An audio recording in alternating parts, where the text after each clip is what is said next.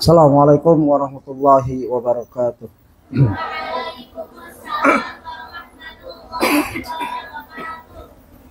Alhamdulillah alladzi arsala rasulahu bil huda wa dinil haq liyuzhirahu 'ala ad-dini kullih wa kafa billahi syahida wa asyhadu an la ilaha illallah wa la syarikalah wa asyhadu anna muhammadan 'abduhu wa rasuluh ya ayyuhalladzina amanu taqullaha haqqa tuqatih wa la tamutunna illa wa antum muslimun.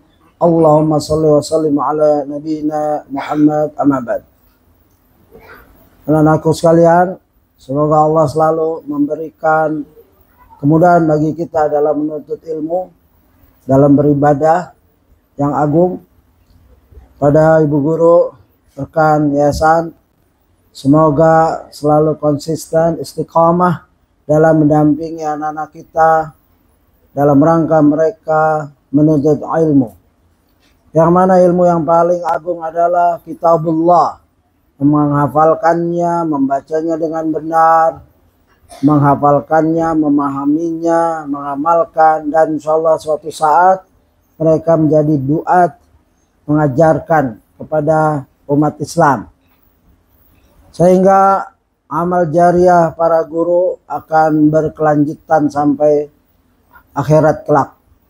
Dan siapapun yang berkecimpung dalam pendidikan, bukan guru saja, ya, ustadz, guru, staf, semua perangkat yang ada di yayasan pendidikan, semua mendapat pahala jariah insya Allah. Pada kesempatan ini kita melanjutkan kajian kita yang agung ini, Sirah Nabawiyah, di mana kita belajar mencintai Rasulullah, cinta yang berdasarkan dalil, bukan perasaan semata. Cinta yang membawa kepada amal seperti yang kita cintai. Kita mencintai Rasulullah dalam rangka mengamalkan apa yang Rasulullah telah alami semampu kita. Dan beliau untuk menjadi mulia dapat cobaan dari sebelum lahir. Pas lahir langsung yatim. Beberapa hari sebelum lahir ayahnya wafat. Dan keadaan ekonomi penggantinya yaitu pamannya bukan orang kaya, orang miskin. Sehingga tidak ada yang mau menyusui ibu susunya. Ya, itu uruf, kebudayaan, kebiasaan orang Arab. Ya, tidak ada yang mau ngambil Rasulullah SAW kecil. Tapi ada satu namanya Halimah As-Sa'diyah. Tapi Rasulullah juga disusukan oleh Taubah. Dan sampailah beliau beberapa tahun, 4 tahun, ya. Di sini dijelaskan halaman 326. Bagi yang punya aplikasi silakan dibuka. Wafatnya ibunda Nabi Muhammad SAW. Setelah diserahkan, ya. Ingat Rasulullah dipelihara oleh Halimah Sa'diyah beberapa tahun, sampai 4 tahun. Setiap diminta nggak dikasih karena Nabi Muhammad kecil memberi berkah dari air susunya yang melimpah, anaknya hingga nyusu, ya, dengan puas, dari hewan tunggangannya yang gagah mendahului hewan tunggangan kelompoknya, kambing-kambingnya di desanya langsung subur, dan kebahagiaan di keluarga Halimah Sa'diyah, ya, makin memuncak. Oleh sebab itu ibunya minta berkali-kali tidak diserahkan. Sampailah kejadian dibelahnya dada Nabi dibelahnya dada Nabi oleh malaikat. Yang ceritanya panjang di video sebelumnya. Di mana Nabi datangi seperti burung, beliau lagi menjaga hewan-hewan gembala, beliau ya kulukum ra'in, ra'in di sini penggembala. Ya, kulun nabi ra'in. Setiap nabi itu penggembala. Dan kita ini gembala. Makanya ada hadis kulukum ra'in. Ra'in itu penggembala. Setiap kamu adalah penggembala. Seorang suami adalah penggembala. Bukan artinya istrinya kambing, anaknya kambing, bukan. Status ra'in adalah pemimpin. Ya. Nabi ra'in. Oleh sebab itu waktu Nabi sedang menggembala, datanglah dua burung Nasron atau eagle. Eagle bahasa Indonesia apa tuh? Elang ya, bukan Garuda ya. Garuda Concorde ya. Ya semacam itu, langsung menukik, langsung Nabi dicelentangi lalu dibedah. Bedahnya Nabi kalau sistem modern adalah bedah lokal, di mana Nabi melihat tapi tidak sakit. Seperti ibu sesarian ya. Dia lihat, dia bisa ngobrol sama suaminya kalau didampingi. Kalau di Australia ya suami berhak mendampingi langsung di samping. Kalau di sini tidak. Ya, saya belum pernah dapat kesempatan itu. Ya. Anak 16 hampir saya dampingi semua. Kecuali di Indonesia, karena nggak boleh. Yang sesar, yang normal, suami harus ada di sampingnya, membacakan doa. Ya kalau di Australia saya bisa larang itu. Tolong suster, jangan nyalakan musik, kami sedang berdoa. Mereka matikan semua, dokter juga, gitu ya. Mereka nurut sama pasien. Kalau di sini enggak, susah. Ketika beliau SAW berusia 6 tahun, sang ibu mengajak ya. Setelah diserahkan kembali oleh Halimah karena dioperasi, takut Halimah ya, kaget, takut anak ini bahaya di tangan dia, lalu diserahkan. Padahal selama ini selalu ditolak, ibunya minta ditolak. Sampai kejadian ini lalu Halimah menyerahkan ke ibunya, yaitu dari umur 4 tahun sampai 6 tahun. Muhammad kecil pun dirawat oleh ibunya cuma 2 tahun, 4 tahun dengan Halimah Sa'diyah dan 2 tahun oleh ibu kandungnya. Ketika beliau SAW berusia 6 tahun, sang ibu mengajak beliau SAW ke Madinah untuk menziarahi makam ayah. Ya tolong kita Salafi, ya Ahlus Sunnah wal Jamaah alaman salafus saleh, terkenal anti nggak birrul walidain. Artinya kalau orang tua udah meninggal sudah, ya nggak pernah diziarahi. Ziarah itu ada dua, ziarah secara secara umum, ada ibu bapak kita di situ kah kuburan itu atau tidak, tetap doakan. Sekali-sekali datang ke kuburan yang laki ya yang perempuan cukup di luar lapangan atau di rumah atau di luar. Kalau yang laki boleh mengarah ke kiblat, mendoakan seluruh yang ada di kuburan itu dan memberi salam. Ya, nah, ini Nabi masih jahiliyah, ibunya juga terpengaruh jahiliyah, tapi diajak Nabi Muhammad SAW ke daerah ayahnya meninggal, ya begitu. Telah berlalu penjelasan bahwa Abdullah ayah Nabi SAW meninggal di Madinah. Selain itu, sang ibu juga mengajak Muhammad SAW kecil ke Madinah untuk menemui paman-paman beliau dari Bani Najjar.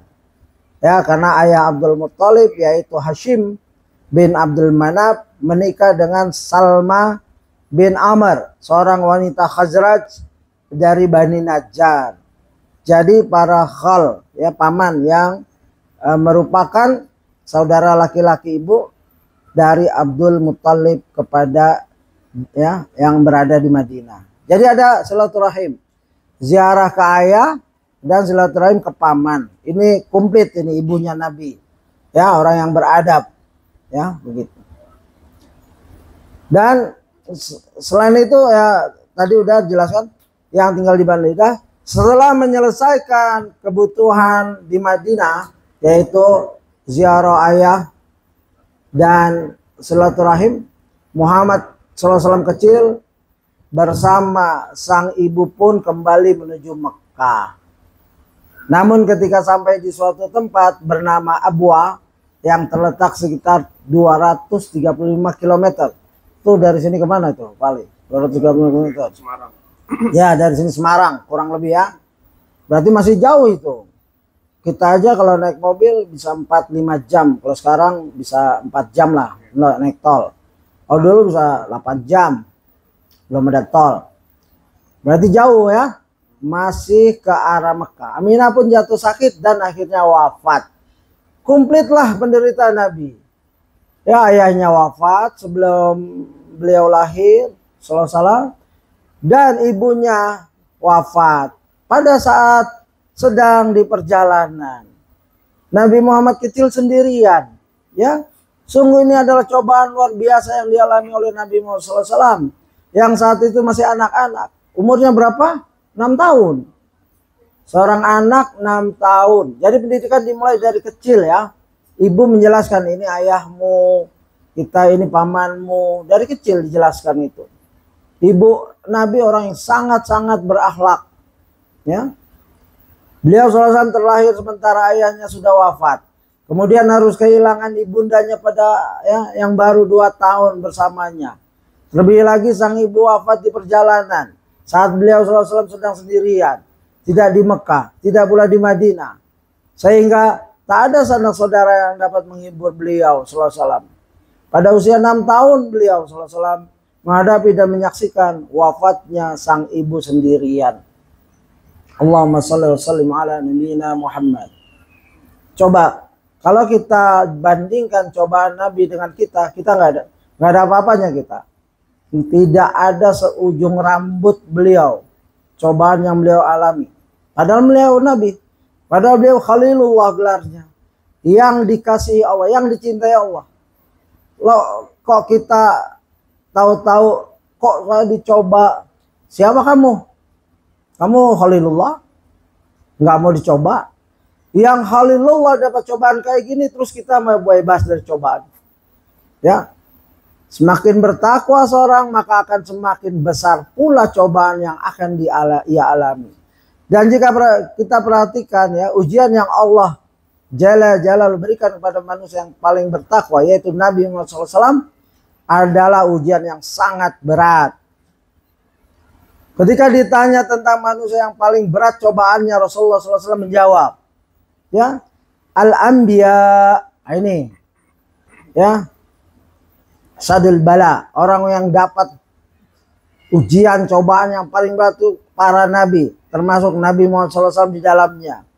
Tsumma salihun, jika kita ingin jadi orang soleh, berarti kita mempersiapkan diri kita untuk dicoba. Kalau nggak mau jadi orang soleh, ya dapat cobaan tapi bentuknya lain. Kalau orang soleh dicoba tapi dapat pahala, dinaikkan imannya, derajatnya, statusnya di dunia dan di akhirat.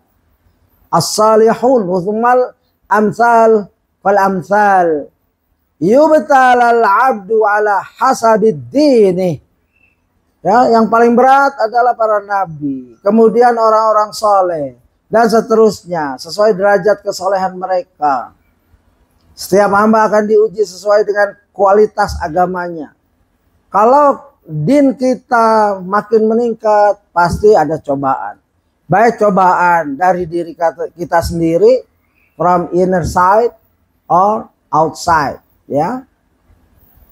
Hadis riwayat Ibnu Majah 4023 dan Tirmidzi, dan dinyatakan hasan oleh Al-Arnaud, ya, dalam sebuah hadis Rasulullah SAW, ya.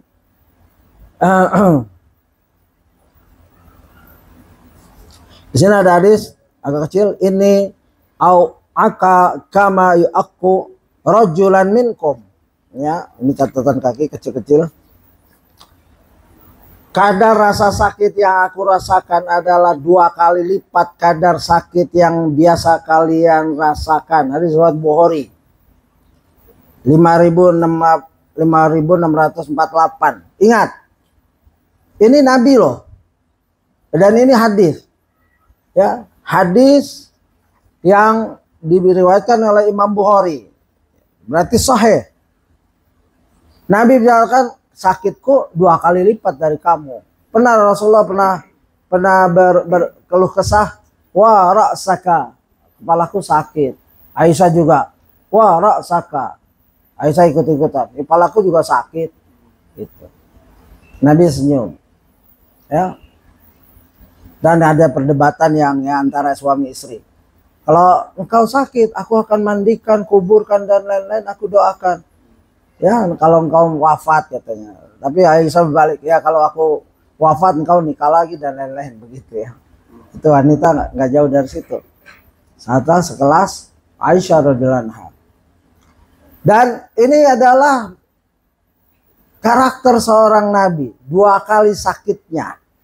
Berat, paling berat cobaan, balanya cobaannya. Nabi SAW adalah seorang yatim piatu. Ya, ini yatim piatu istilahnya bapak meninggal, ibu meninggal, atau ibunya duluan meninggal terus bapaknya.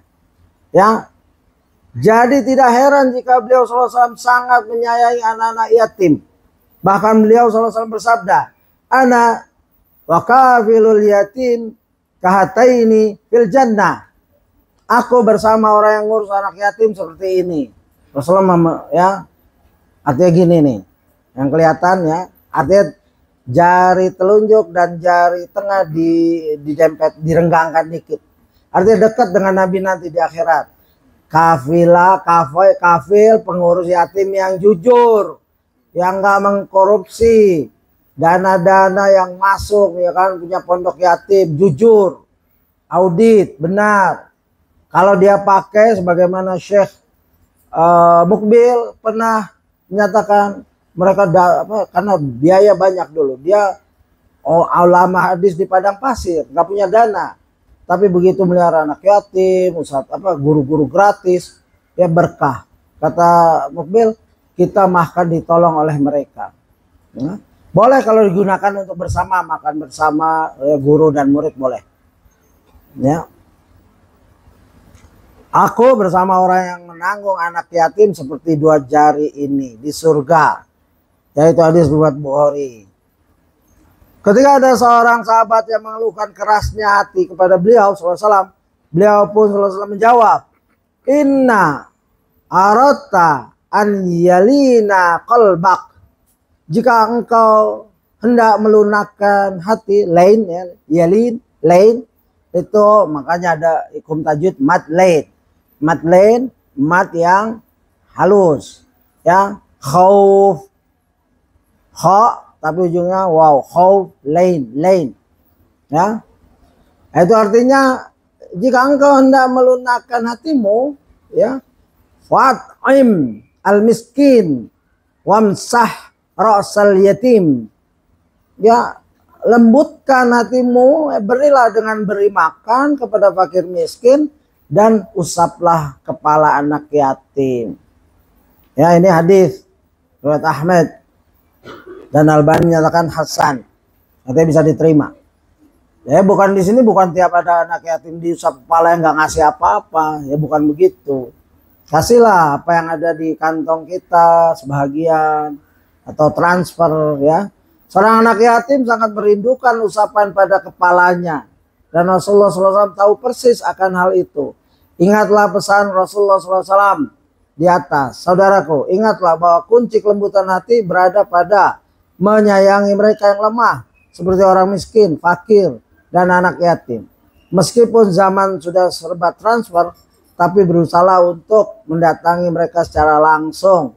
Tersenyumlah pada mereka, usaplah kepala mereka, dan peluklah mereka. Carilah cahaya hati yang telah memudar pada momen-momen seperti ini.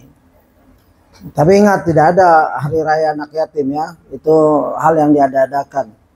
Ya, hari raya anak yatim sama Idul Adha, Idul Fitri. Nanti ada hari raya janda, hari raya duda, repot. Banyak hari raya, ya kan, paling ribet kita. Udah gitu hari raya masak-masak terus, opor, kasihan suami-suami.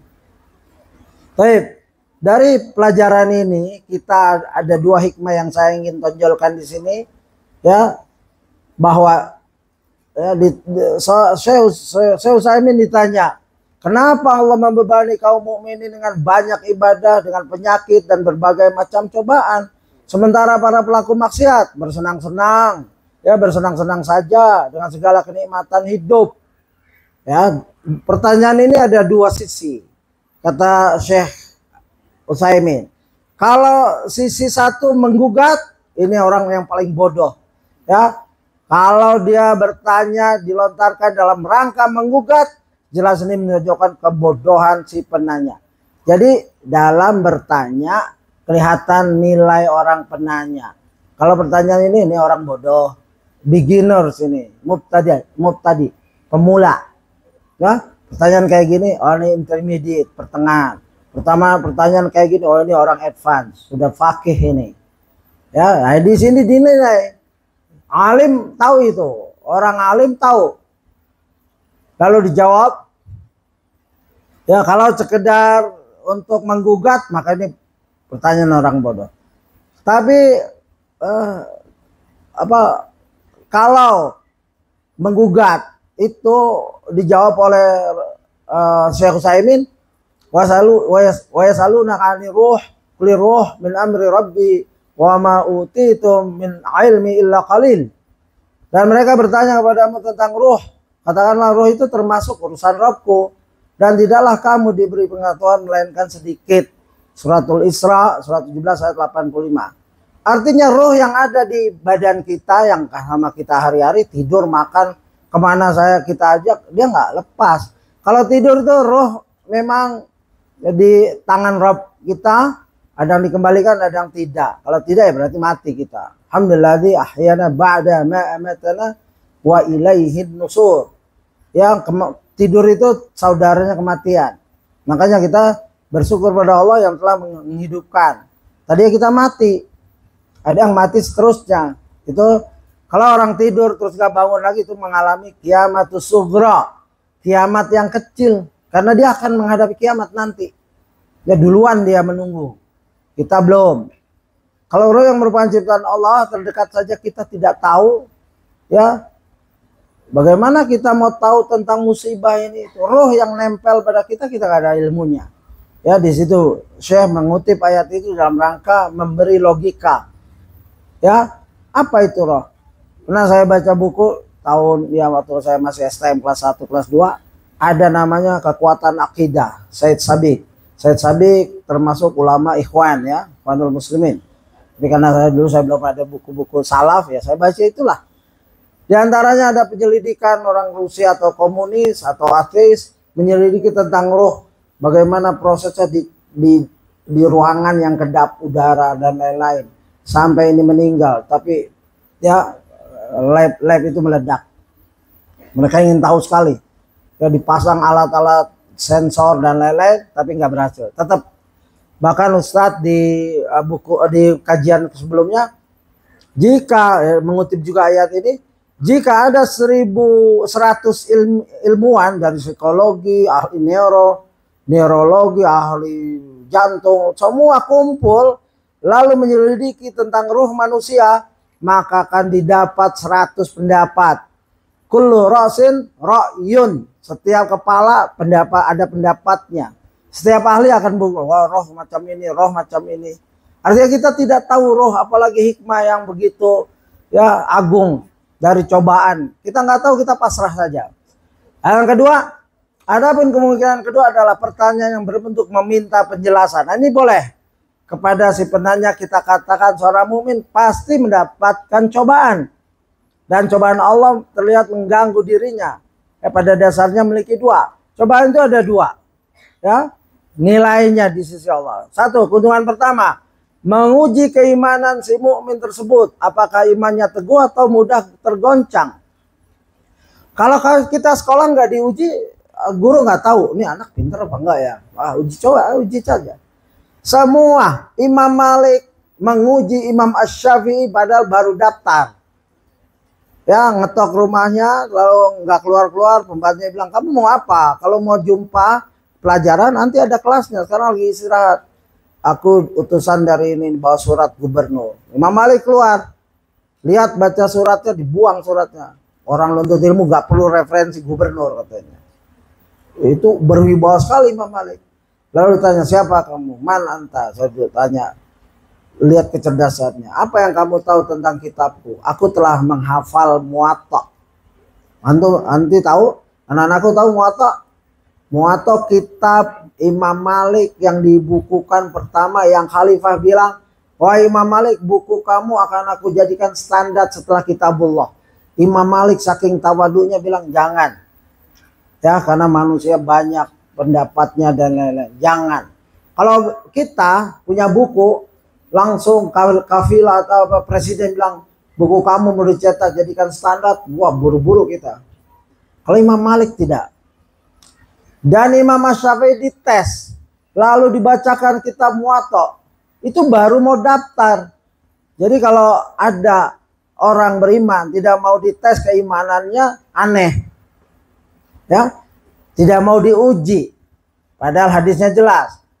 Orang nabi dan orang-orang soleh yang akan diuji. Ya, mau mengundurkan diri. Oh, ujiannya kayak gini saya nggak jadi orang beriman ya Allah, begitu. Tidak, ya kita maju terus. Ujian jalankan. Kalau lulus, alhamdulillah. Hanya kepada Allah, ya. Karena itu pertolongan Allah. Kalau gagal coba lagi. Ya, kamu kalau ujian tes gagal coba lagi, kan ada apa tuh namanya? Remedial 1, remedial 2, remedial 100. Ya, remedial ada berapa kali? Ya, insya Allah lulus, belajar aja terus, ya. Begitu. Dikisahkan bahwa ada seorang ahli ibadah wanita yang diberi cobaan dengan jarinya yang terluka atau buntung. Namun ia tidak sedikit pun mengeluh dan tidak tampak kekecewaan di wajahnya. Ini Syekh Utsaimin mengutip seorang wanita, buntung tangannya, padahal ahli ibadah. Ada orang yang bertanya kepadanya tentang sikapnya itu, maka ia menjawab, manisnya pahala cobaan ini membuatku lupa akan pahitnya menahan kesabaran dalam menghadapinya. Ya, jadi di dalam cobaan, di dalam keadaan cacat, itu ada manis. Ya, ada seorang ustadz jumpa ya orang yang umroh dalam keadaan parah, ya, pakai tongkat dan lain. Terus dia datangi saat itu, dia bilang, Ustadz, saya berdoa biar nggak sembuh, biar saya bisa menikmati penyakit ini. Ya, nangis itu Ustadz. Itu artinya dia sudah bisa menikmati cobaan, sakit, cacat, kekurangan, begitu. Seorang mukmin memang selalu mengharap pahala dari Allah dan bersikap pasrah kepadanya. Karena ibadah kita saja nggak cukup, sholat kita berantakan, puasa kita juga Senin Kamis, memang Senin Kamis ya, maksudnya kurang bagus puasanya. Senin Kamis di sini bukan puasa sunnahnya, istilah jelek puasanya, kayak nafas Senin Kamis gitu kan. Terus zikirnya juga sering lupa. Zikir kan ingat, tapi sering lupa. Ya, al-zikr tanfa'ul mu'min, inna dzikra tanfa'ul mu'minin. Zikir itu bermanfaat. Nasihat seperti ini manfaat kan untuk kita. Itu nutrisi iman. Nutrisi iman adalah zikir, cobaan. Ya, lagi tertawa terbahak-bahak. Saya pernah ngalami di keluarga lebaran, ya biasa kan, kita tertawa ini itu. Habis itu mobil hilang, parkir di jalan, nangis bersama. Ya begitulah manusia. Ya, saya pernah menghadiri akekahan di Sydney, Australia. Kita lagi makan sate, makan makanan sana murah, ya, chopstick, lamb chop dan lain-lain, sosis sana beda di sini. Saya belum dapetin sosis ini yang bagus. Ya, halal, mungkin halal, tapi belum dapat. Di sana halal dan thayyiban. Tahu-tahu ada anak main, ya, nyebrang ke pulau karena dekat danau.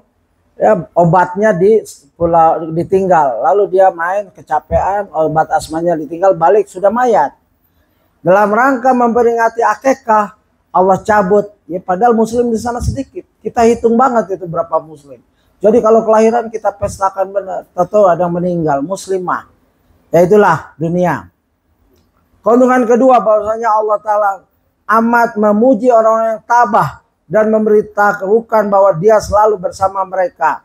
Dia akan memberikan pahala sempurna kepada mereka tanpa batas. Ketabahan adalah satu tingkat yang tinggi yang hanya dapat dicapai dengan bersabar menghadapi berbagai cobaan. Bila seorang mampu bersabar, maka ia akan memperoleh derajat tinggi ya tersebut dan ya yang mengandung pahala besar. Allah menguji kaum mukminin dengan berbagai cobaan berat agar mereka memperoleh pahala bagi orang-orang yang bersabar tersebut. Saya melanjutkan, oleh sebab itu Rasulullah SAW sebagai orang yang paling beriman dan bertakwa serta paling takut pada Allah juga merasakan sengsara yang sebagaimana orang biasa. Bahkan tadi aku sakitnya 2 kali dari kamu, ya. Dia juga merasakan beratnya sakaratul maut. Siapa bilang Rasulullah senyum meninggalnya? Rasulullah bangun pingsan, bangun pingsan lagi saking sakitnya. Dan Fatimah atau istrinya yang dekat mendengar mendidihnya perut Rasulullah. Rasulullah apa banyak maksiat? Tidak. Maksiat beliau cuma 2 di hadis sebelumnya. Rasulullah pernah menghadiri malam ingin begadang dengan kawan remajanya, ingin menyaksikan pernikahan orang jahiliyah, mendengar musik, ya. Tapi baru melihat itu langsung ketiduran. Hadis ini didhaifkan oleh Albani, tapi dihasankan oleh Az-Zahabi dan dihasankan oleh Al-Hakim dia dalam Mustadraknya. Ini maksiat sebelum dioperasi. Setelah dioperasi nggak ada maksiat sama sekali. Karena waktu dibedah, diangkat jantungnya, dicuci dengan air zam-zam dan wadah emas. Dan dicuci seluruh isi perutnya. Dikeluarkan 2 alaqah, 2 darah. Malaikat bilang ini syaitanmu kami keluarkan. Dan Rasulullah juga diislamkan korinnya. Setiap orang punya korin. Termasuk engkau ya Rasulullah. Ya. Tapi korinku telah diislamkan. Tidaklah menyuruh kecuali kebaikan. Tapi wafatnya mendidih, ya, perutnya itu seperti bergejolak, ya, begitu. Pingsan, sadar, pingsan dan sadar, pingsan dan sadar, dikompres, kepalanya dikasih, ditutup, ya, dengan air, dengan handuk yang basah karena panas. Terus kita mau, ya, senyum-senyum, rileks, santai, ada seperti itu ada, ya, tapi di dalamnya tetap sakaratul maut, ya, inna sakaratul maut, ya, itu ada sakarat. Sakarat itu proses, ya, seperti apa, digambarkan seperti handuk yang kena duri-duri, lalu duri-duri dicabut, maka handuk itu yang sudah nempel, ya, seperti darah kita ini, badan kita udah, ruh itu udah menyatu dengan badan kita, darah kita, urat-urat kita tuh ditarik, ya, begitu. Naudzubillah. Kita berlindung dari sakaratul maut, ya, yang sangat dahsyat. Dan kalau kita ingat di sini ad-dunya sijnul mu'minin wa jannatul kafirin. Dunia itu penjaranya orang beriman dan surganya orang kafir. Maka kita tenang, ya, maka kita tenang. Karena apa? Kita memang harus mengalami ujian. Kalau ada anak sekolah dari TK, SD 6 tahun, SMP 6 tahun, SMA 3 tahun, kuliah 6 tahun, ya, nggak pernah diuji, itu bagaimana? Ya biasanya ijazahnya palsu itu, nggak pernah ujian. Gimana menilai dia? Jadi jangan takut dan jangan ditantang. Ujian jangan ditantang. Sebagaimana ada seorang sahabat bilang, ya Allah, aku siap diazab apa saja di dunia, yang penting nanti di akhirat diampunkan. Rasulullah nggak bilang gitu. Dimarahin sama Rasulullah, kamu tidak kuat kamu berdoa seperti itu. Maka dia jangan, Rabbana atina fid dunya hasanah wa fil akhirati hasanah wa qina adzabannar. Kalau Allah timpakan dosa mata kita di dunia, sebelah mata 1 menit, nggak kuat kita. Dosa mata yang kiri, sebelah mata 1 menit, dan ditimpakan di dunia, nggak kuat kita. Belum lagi mulut, belum lagi telinga, belum lagi tangan. Dosa-dosanya ini banyak, padahal nikmat itu semua. Terus kita nantang. Ya? Jangan nantang cobaan. Tapi jangan menolak, jangan tidak ikhlas, dan berhusnuzon pada Allah jika kita dapat cobaan. Dan mereka orang kafir ini hidup di sini seperti di jannah, ya. Tapi nanti Allah menyatakan, wa yauma yu'radul ladzina kafaru 'alan nar. Dan ingatlah hari ketika orang-orang kafir dihadapkan ke neraka, pada mereka dikatakan, ya, alhabtum thayyibatikum fi hayatikumud dunya wastamta'tum biha. Kamu telah menghabiskan rezekimu yang baik dalam kehidupan di duniamu saja, dan kamu telah bersenang-senang dengannya. Maka Allah ancam, fal yauma tujzauna adzabal hun bima kuntum tastakbirun fil ardi bighairil haq bima kuntum tabsukun, ya. Maka pada hari ini kamu dibalasi dengan azab yang menghinakan karena kamu telah menyombongkan diri di muka bumi tanpa hak dan kamu telah fasik. Orang kafir pakai baju bukan karena dia beli baju, bukan karena dia perlu, karena fashion. Ya, saya 17 tahun di Australia, saya lihat itu orang buang baju, ya, buang meja. Kalau ada program sekarang bisa dilihat program apa jadi pemulung di Australia, ada itu, ya. Kita biasa nyaksikan meja-meja kayak gini dibuang, ya. Kot, ada suami istri baru nikah, cerai, dibuang semua di depan rumahnya. Ya kita ambilin, itu gratis. Ya shopping namanya. Saya sama Ustaz Abdurrahman, Allah yarham, waktu beliau menemani saya 5 tahun, saya 17 tahun di sana. Tiap malam saya bawa pulang kerja, bawa mobil keliling shopping. Akhirnya Ustaz Abdurrahman terlalu tergiur kan, bawain semua, akhirnya gudang kita penuh. Ini kita harus buangin lagi.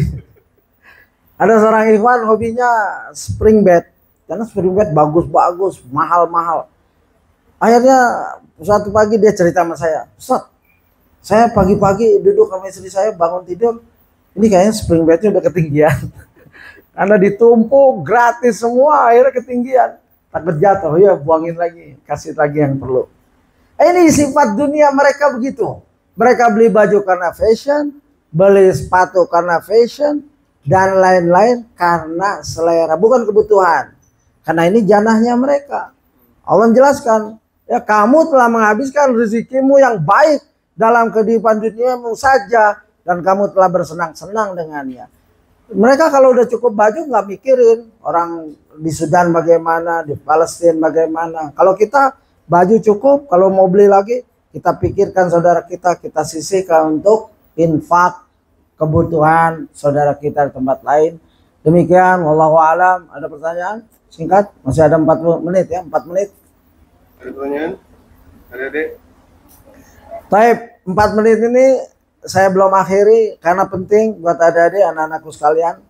Dampak negatif terlalu memanjakan anak di muka bumi ini. Anak-anakku sekalian, jangan jadi anak yang manja. Dampaknya apa? Kamu akan kesulitan menjadi pribadi yang mandiri. Terlalu tergantung. Anak-anak manja lipat selimut aja bangun tidur gak bisa. Dan efeknya sampai tua itu. Ada yang manja memang dimanjakan, ada yang manja sendiri. Gak ikut aturan ibu bapaknya yang sudah diterapkan. Bangun tidur, lipat selimut dan lain-lain. Gak dikerjakan. Ya. 2, sulit mengembangkan kemampuannya, terlalu dimanja buat anak, sulit mengembangkan kemampuannya. Kemampuannya sulit karena apa-apa dimanja. Ibunya udah nyiapin, bapaknya udah nyiapin, baju langsung ada, minta baju langsung. Ah, ini dimanja. Akhirnya sulit dia. Ya. 3, selalu bergantung pada orang lain. Anak manja terbiasa tergantung pada orang lain. Ngambilin anduk dan lain-lain yang nggak perlu. Ya kalau sekali-sekali minta disuapin sama ibu boleh. Kalau lagi sibuk, tapi bukan mengandalkan itu. Itu tanda kasih sayang seorang ayah, seorang ibu boleh. Ya, tidak menyukai kekalahan ya. Kalau kalah sedikit nggak senang, maunya menang terus. Ingin selalu menang, menjadi kebiasaan anak yang manja. Anak yang manja nggak mau kalah, semua mau menang. Hati-hati. Ya, sulit berteman. Anak manja cenderung dia asik dengan yang memanjakan. Kalau ada teman yang cuek, nggak memperhatikan dia, itu bukan teman dia. Padahal setiap orang sibuk dengan dirinya, maka susah berteman. Ya, mudah menyerahkan, ya, mudah menyerah, bukan menyerahkan, mudah menyerah.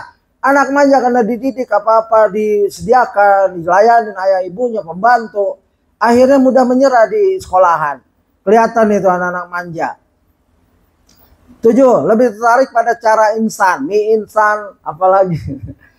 Apa-apa yang insan, mau ini udah dapat, mau itu udah dapat, nggak berusaha pengen. Kalau dulu kita kecil, zaman tidak ada medsos, mainan juga kurang. Mau apa-apa kita bikin sendiri. Mau tembak-tembakan, kita ambil pelepah pisang, kita bikin jadi tembakan. Mau kendaraan, kita ambil bikin kuda lumping dan lain-lain. Lebih kreatif. Kalau anak sekarang mau tembak-tembakan, tinggal beli dan lain-lain. 7, lebih tertarik pada cara insan tadi udah. 8, berdampak kurang baik kepada karakter anak setelah dewasa.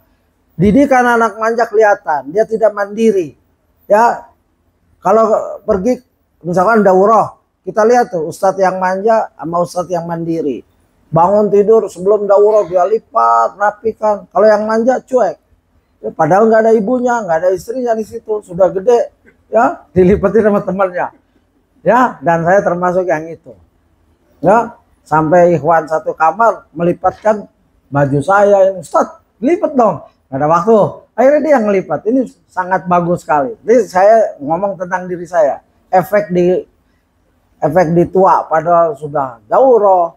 Ya, kalau nanti saya sempat saya lipatin. Kalau dia enggak, bahkan melipat punya saya, sarungnya dan lain-lain.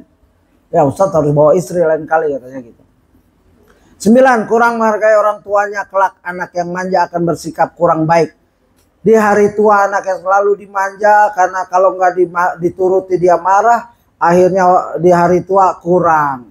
Karena orang tua mah nggak bisa memberi terus, dia makin tua makin tidak ada kemampuan, dianggap wah orang tua saya sudah tidak sayang. Dulu saya apa aja minta dikasih, sekarang tidak ngasih, wah dia nggak sayang. Inilah efek-efek yang secara singkat, semoga bermanfaat anak-anakku sekalian. Jangan jadi anak manja, walaupun ayah ibu memanjakan, kita bisa mengukur diri. Ayah nggak perlu kayak gitu, ibu nggak perlu kayak gitu, aku sudah gede kok, aku bisa kok ini, ya begitu. Jadi anak yang tegar, anak yang mandiri, ya, yang punya inisiatif, yang tidak mudah ngeluh, yang tidak mau yang insan-insan, dia berusaha. Aku mau beli buku, aku tabung ya. Boleh nggak kasih jajan sedikit lebih? Aku ingin nabung. Begitu. Anak-anak yang mandiri kelihatan nanti di hari tuanya. Wallahu a'lam. Subhanakallahumma wa bihamdika asyhadu an la ilaha illa anta astaghfiruka wa atubu ilaik. Assalamualaikum warahmatullahi wabarakatuh.